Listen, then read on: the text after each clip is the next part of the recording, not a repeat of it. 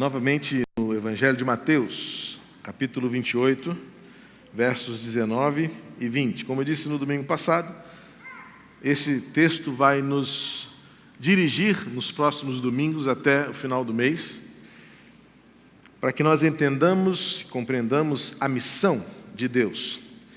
Domingo passado, a partir desse texto, eu estabeleci com os irmãos alguns fundamentos da missão.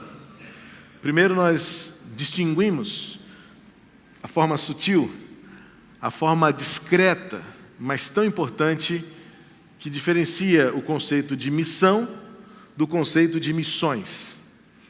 No primeiro momento, parece-nos a mesma coisa, mas no decorrer da reflexão, mostrei, espero que tenha sido com clareza, que a missão é uma só, ela é de Deus e ela pertence a Deus. E desde o jardim do Éden, culminando na cruz de Cristo e até que Ele volte, a missão de Deus é tornar o nome dEle conhecido, a fim de salvar, não apenas na perspectiva do céu ou da eternidade, da vida eterna, futura, mas salvar na perspectiva presente, que é resgatar e restaurar a glória perdida pelo pecado. A imagem e semelhança de Deus que foi corrompida no jardim do Éden, e esta corrupção, a qual herdamos, como homens que somos e mulheres pecadores, mas a missão de Deus, que é de Deus, é resgatar e restaurar a glória perdida, o relacionamento com Ele. Lembro que domingo passado refletimos sobre a questão de que muitas pessoas podem responder a você numa conversa evangelizadora, no momento em que você compartilha o amor de Deus, a pessoa vai dizer: mas eu não estou perdido. Eu tenho dinheiro, eu tenho casa, eu tenho saúde, eu estou muito bem, nunca fiz mal a ninguém. Mas a pergunta-chave, o ponto crucial é: como é que você se relaciona com Deus? A salvação começa aqui, quando o seu relacionamento com Deus e a sua comunhão com Deus é restaurada, de tal maneira que você tem convicção de que o amor de Deus é algo para ser praticado e ser experimentado, na perspectiva do agora, e não apenas na esperança de um futuro incerto e não datado, quando nós estaremos no céu por meio de Jesus Cristo.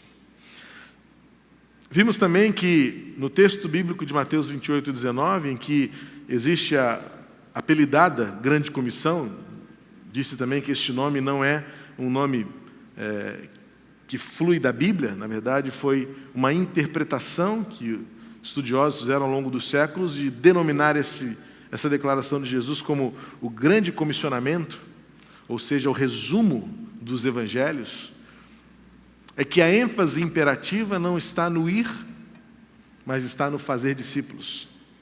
E que, na verdade, o tempo verbal ali é algo muito próximo de um gerúndio, de uma forma cotidiana, indo, ou enquanto vocês vão, ao irem, a partir de agora. A forma do grego é um tempo que não existe no português, nem outra língua chamada auristo, é algo pontual, é como se eu estivesse assim: a partir de agora, e com reflexos por todo o restante, vocês vão. O problema dessa interpretação mais, vamos dizer assim, mais conservadora ou mais tradicional, que enfatiza o imperativo no ir, é que distanciou o povo de Deus do seu compromisso e da sua missão, ou das suas missões. Porque a gente acha que os missionários ou os discipuladores são apenas aqueles que saem de seu país, de suas casas, e vão cumprir algum ministério específico. A correção necessária é que a leitura correta do texto é que o imperativo não está no ir, o imperativo está no fazer discípulos, e na verdade o modo de fazer discípulos é enquanto vocês vão. E agora, então, entendemos que a missão é de todos, mas ao mesmo tempo é de cada um.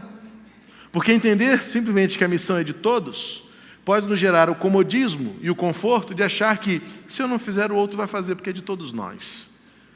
Especialmente brasileiros somos assim, né? A gente joga o papel na rua porque sabe que o gari vai varrer.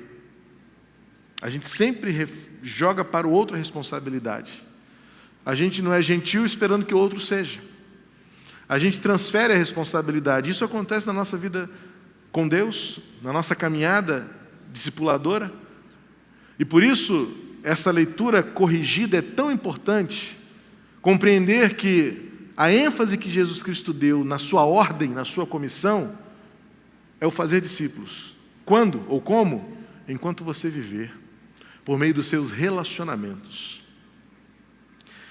E agora chegamos à próxima parte do versículo 19, que é a parte B, quando agora vamos entender em duas expressões como é que o discipulado acontece. Quando Jesus disse aos seus discípulos, e na verdade acredita-se que nesta ocasião não eram apenas os 11, porque um já havia saído. Judas havia jogado a toalha, né? Depois da sua traição a Jesus. Então, lembre-se que provavelmente não estava neste encontro, não estavam apenas os 11. Porque lá no versículo 16 diz que, versículo 17 de Mateus 28, fala que muitos creram, mas alguns duvidaram. Alguns estudiosos acreditam que esta referência aos muitos que creram e o adoraram e alguns que duvidaram dele, não fosse uma referência aos alguns dos 11, mas que esta aparição pode ter sido a aparição a que Paulo se refere em 1 Coríntios 15, 6, dizendo que Jesus teria aparecido a cerca ou mais de 500 pessoas. Então, alguns estudiosos acreditam que esta grande comissão, e por isso então entendemos que a missão de Deus foi compartilhada, foi atribuída não apenas àqueles homens para aquele tempo, mas para todos aqueles que se declaram discípulos. A missão, a tarefa de multiplicar esses discípulos. O conceito de discípulo é muito mais do que aluno. E, na verdade, esse é um conceito importante que até a própria pedagogia tem refletido muito mais sobre isso. Porque a ideia do aluno não é apenas aquele que sentado torna-se um receptáculo, um vaso que recebe apenas e acumula conhecimento e informação. Mas o conceito mais exato, ou pelo menos mais próximo da exatidão para a compreensão do que significa ser discípulo, é alguém que segue. Alguém que se espelha num modelo. E aquele que ensina deve muito mais do que transferir conhecimento, deve transferir vida. Bom seria se de alguma maneira os nossos alunos nas nossas escolas, hoje, seculares, pudessem, mas não podem, infelizmente, e eu até às vezes prefiro que não, olhassem para os seus professores e dissessem, quando eu crescer eu quero ser igual a ele. Porque o professor, ou aquele que ensina, deve ser um modelo de atitude, de procedimento, de reação. Não apenas saber como ele sabe, ou saber o quanto ele sabe, mas viver como ele vive. Relacionar-se como ele relaciona. Agir como ele age. Semana que passou, Letícia chegou em casa assustada, porque um professor de uma determinada disciplina usou palavras de baixo calão em sala de aula. E ela, na sua pureza infantil ainda, mas já percebendo o que é certo e o que é errado, disse, mãe, conversou com a mãe, porque essas coisas, menina conversa mais com menina, né? Mãe, o professor falou isso em sala de aula. E a Jane, muito direta, mas em que contexto? Não, ele falou, o pessoal riu e ele continuou falando isso várias vezes. Uma palavra de baixo nível, fazendo uma referência moral de baixo nível, que me moveu agora a ir à coordenação do colégio, conversar com a coordenadora, e fazer, como é isso? Não é um professor que ensina apenas uma disciplina, seja física, ciências, matemática, português. Eu preciso que alguém que esteja à frente da minha filha seja para ela um tipo de referência daquilo que é proveitoso, daquilo que é virtuoso. Portanto, quando olhamos para a figura do discípulo, a figura do fazer discípulo, e essa expressão fazer discípulo tornou de maneira prática para nós hoje o conhecido discipulado. Essa palavra especificamente não existe na Bíblia.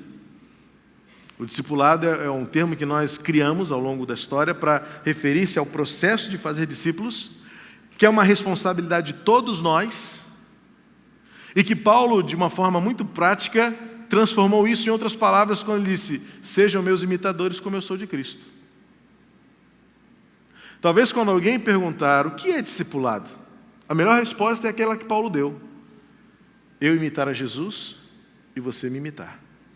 E isso se tornar um efeito dominó, em que você torna-se um imitador de Jesus, de maneira que o outro imite você, e agora que um começou a imitar, um outro vem imitar, e depois mais um vai imitar esses dois, e numa progressão geométrica, numa progressão de pirâmide, nós vamos povoando o mundo, não de religiosos, não de homens ou mulheres que sabem muito bem teologia, ou que conheçam muito bem a lista de podes e não podes que a religião impõe, mas homens e mulheres que no seu agir sejam confundidos com Jesus, pelo jeito de falar, de amar, de escolher. Portanto, quando pensamos no processo do discipulado, que nada mais é do que você multiplicar a sua fé em Jesus, fazendo com que outros também tornem-se imitadores dele, por meio da imitação ao que você é, ao que você faz, nós estaremos transferindo vida. Por exemplo, quando nós pensamos no nosso contexto, vamos dizer, educacional, que de forma mais específica eu vou tratar na semana que vem, quando vamos avançar na próxima etapa do ensinando-os. Eu penso, por exemplo, no nosso módulo infantil, tão querido, tão precioso, tão importante na nossa geração, e que, na verdade, para muitas famílias acaba sendo a porta de entrada da nossa comunhão, porque muitos vêm num domingo, são recebidos de forma tão carinhosa pela equipe do módulo infantil, percebem que nós temos uma estrutura que oferece às nossas crianças uma oportunidade de estudo da palavra, de conhecimento bíblico. Depois dos pequeninos vêm os juniores, depois os adolescentes. Então, na estrutura educacional que a gente propõe ter, muitos se voluntariam para trabalhar.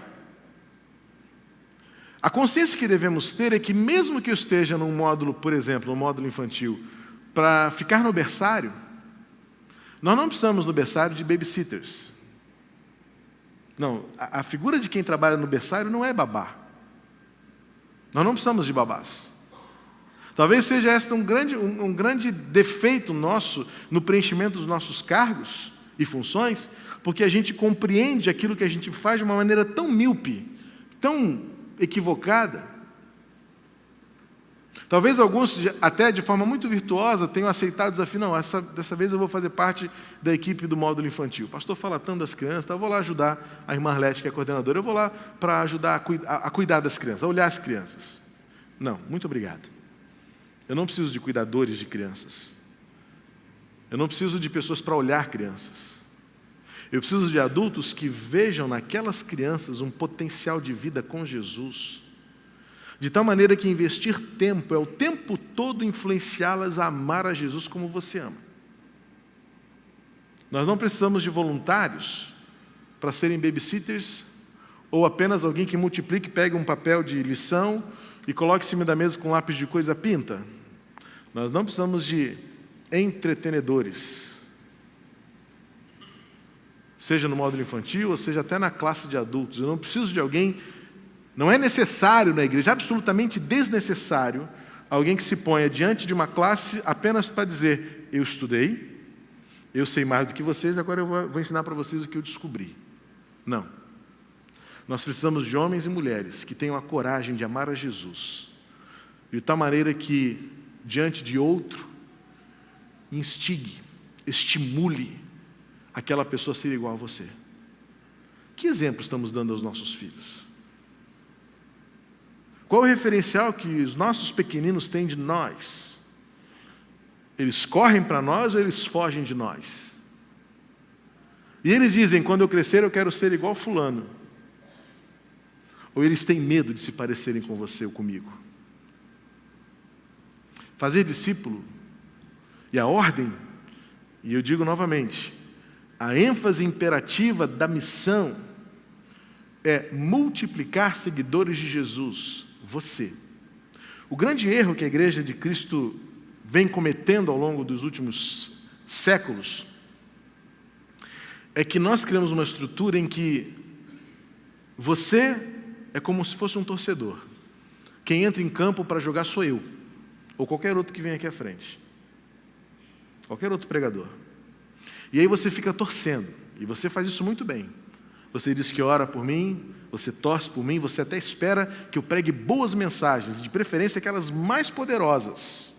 E você fica aí torcendo para que quando eu comece a fazer o apelo, vidas venham aqui, entreguem, e que eu seja um grande ganhador de almas. E na verdade alguns até se equivocam em dizer que os melhores pastores são aqueles que mais ganham almas para Cristo. E o equívoco da igreja é que tornou vocês torcedores. E quer que eu corra os 90 minutos sozinho de um lado para o outro, defendendo, atacando, fazendo falta, batendo lateral. Eu não aguento. Eu não aguento. Quando, na verdade, a missão de Deus foi dar tarefas a cada um de nós e fazer com que todos nós sejamos aqueles que fazem o jogo acontecer. Inclusive eu. Talvez até possa dizer, principalmente eu. Sem medo de errar. Mas você não é apenas um espectador da obra de Deus, não.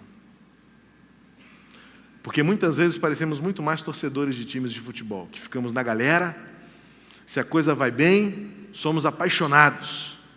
Mas se o técnico bota aquele cara ruim em campo, e aquele cara não faz nada, você já grita daí, burro. A torcida faz isso. O povo de Deus deve sentir-se responsável por fazer discípulos. Nós fazemos parte de um chamado. Por isso, a Junta de Missões Mundiais acertou tanto este ano na proposta de tema, porque traz para mim, leva para você a responsabilidade que é intransferível e que não se trata apenas de se voluntariar e dizer, Junta, eu quero ser um missionário lá na Irlanda, eu quero ser missionário lá no Sudão. Não. É antes disso você compreender que Deus quer falar às nações por meio de você. Por isso a ênfase tão importante no discipulado. E nós precisamos assumir que ainda estamos muito longe do ideal e que precisamos uns dos outros para que isso aconteça de forma efetiva. A multiplicação de seguidores. E eu vou aproveitar neste momento para repetir o que disse no finalzinho da reflexão do domingo passado. Não cometa o erro de avaliar o sucesso de um ministério pelo número de pessoas que eu ou qualquer outro pregador consigamos levar para o batistério. Porque isso é tarefa de todos nós. Todos nós. E por isso, então, que a missão de Deus se divide aqui de uma forma muito simples, em duas ações. Batizando-os e ensinando-os. O que significa batizar? O sentido mais simples possível do simbolismo do batismo é aquilo que encontramos em Romanos 6. Aquilo que Jesus Cristo mesmo praticou em obediência à palavra, quando ele submeteu-se ao batismo de João Batista. E ele mesmo disse, nada se cumprirá se eu não fizer isso. João Batista se assustou naquele momento, Mateus 4, quando ele viu que era o próprio Senhor, ele disse, não, eu é que tenho que ser batizado por ti, e o Senhor vem a mim para ser batizado? O que Jesus respondeu? Importa que toda a Escritura seja cumprida. Se isso não acontecer, não haverá cumprimento pleno. Ou seja, já naquele momento Jesus estava dizendo que o batismo, ele é algo imprescindível no nosso processo, na nossa caminhada discipular. Note bem que isso está no primeiro momento. Não temos aqui uma especificação de metodologia, a não ser a própria palavra, que eu vou já falar sobre ela. Jesus não está preocupado em transmitir aqui ou formar uma liturgia. Jesus não estabeleceu aqui uma forma, um modelo exato de temperatura da água, tamanho do batistério, forma, local, hora do culto, não. Jesus apenas simplificou e disse, o batismo é a porta de entrada para a comunhão com Deus. Não é que o batismo salve, nós sabemos disso, mas que ele faz parte do processo de regeneração, porque ele mostra por fora aquilo que evidentemente cremos que aconteceu por dentro. Por isso o batismo é tão imprescindível, porque ele é o testemunho público. E não podemos nos deter ou nos apegar às raríssimas exceções de escassez de água, de debilidade física, de impossibilidade motora, para justificar ou fragilizar uma das principais convicções basilares do ensinamento do Novo Testamento acerca da comunhão com Deus. O batismo faz parte da nossa jornada discipular. Ele não é um dogma, no sentido de que ele é imprescindível para a salvação, mas ele é imprescindível para evidenciar que fazemos parte de um mesmo corpo, que temos um só Senhor e que estamos todos no mesmo caminho. De alguma maneira, o batismo unifica a experiência. O batismo é como a porta de entrada única, pela qual todos temos de passar para evidenciar aquilo que Deus fez em nós, por meio da fé que temos em Jesus. Morremos para o pecado, diz o apóstolo Paulo em Romanos 6, a partir do versículo 1. Uma vez mortos para o pecado, e morremos com Cristo. O batismo, então, ele simboliza união, ele simboliza unidade, ele simboliza simbiose. O batismo é, acima de tudo, esta identificação de que, como diz Paulo em Gálatas 2:20, agora não vivo mais eu, mas Cristo vive em mim. Por isso a imersão é tão importante e tão simbólica, porque é o ato de morrer, o imergir na água, é o morrer para todas as coisas pelas quais você viveu e renascer para algo que Deus tem para você no futuro.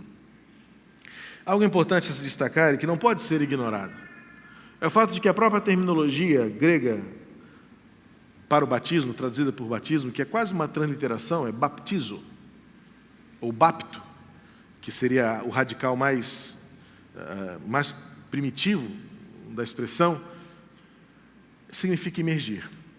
Fazendo uma pesquisa sobre esse termo essa semana, eu fui levado por um escritor a uma referência de um determinado poeta que viveu 200 anos antes de Cristo, em que ele, por meio de uma poesia, ele diferencia a ideia do termo radical bapto para o termo prático baptizo. Ele diz assim: bapto e baptizo é como que se faz picles. Imagina, há 200 anos de Cristo já tinha a figura do alimento em conserva, como nós temos hoje, não é? O bapto é o fato de você mergulhar um legume como se mergulha numa panela de água fervente. Você prepara o alimento para o que está por vir. Você mergulha, por exemplo, um pepino, ali na água fervente você o amolece, você o prepara e você o retira. E depois você baptiza no vinagre. E ali no vinagre é que o legume ele vai se transformar no alimento que nós denominamos picles. O que então que este poeta nos ajuda a entender o significado de baptizo? É que morrer com Cristo não é meramente uma experiência pontual, supersticiosa ou religiosa.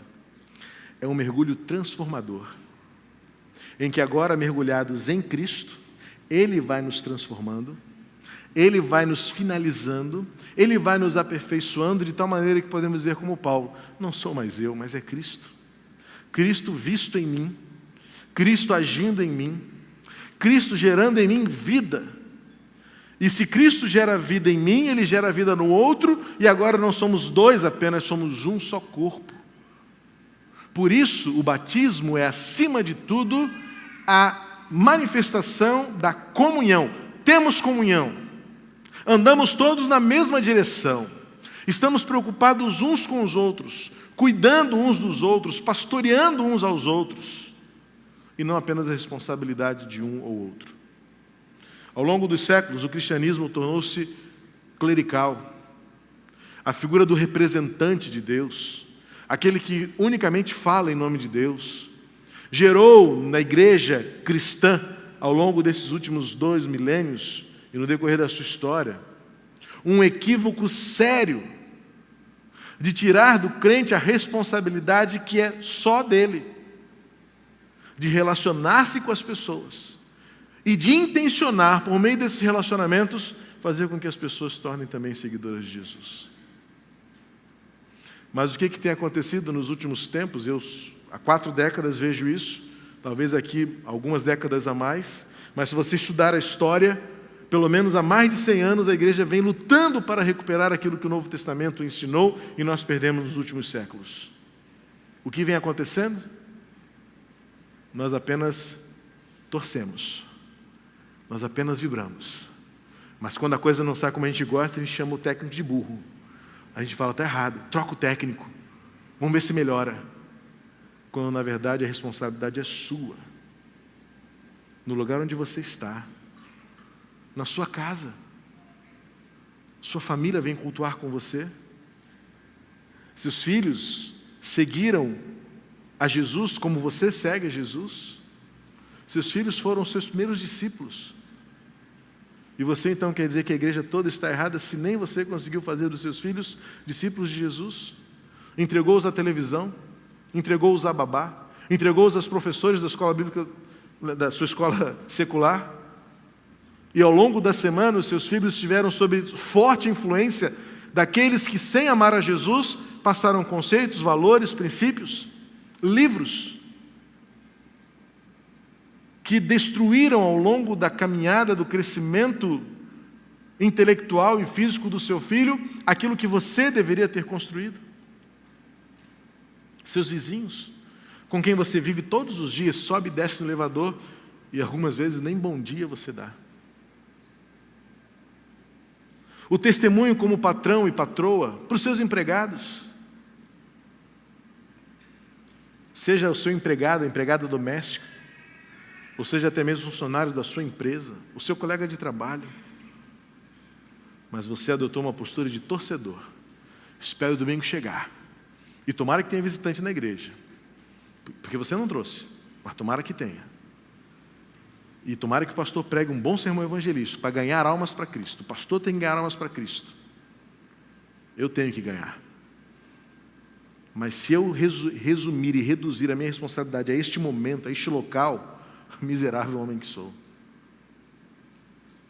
Se você todos os dias tenha no seu campo de visão e de contato algumas dezenas de pessoas, para pelo menos escolher uma de cada vez, para dizer, Deus me deu um chamado, tornar você também, como eu, um seguidor de Jesus.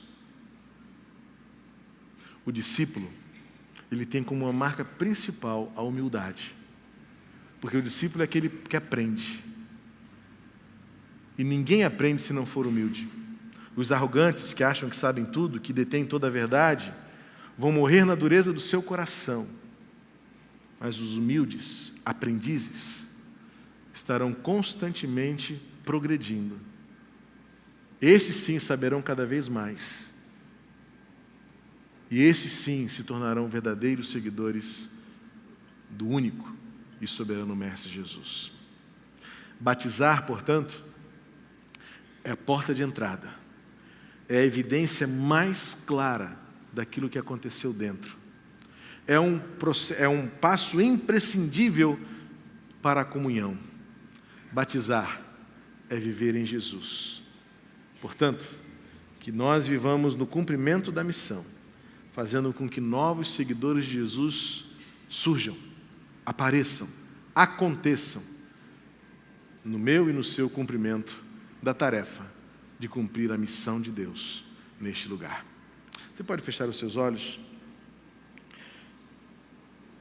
E como um discípulo de Jesus, crer que Ele é capaz de salvar e transformar.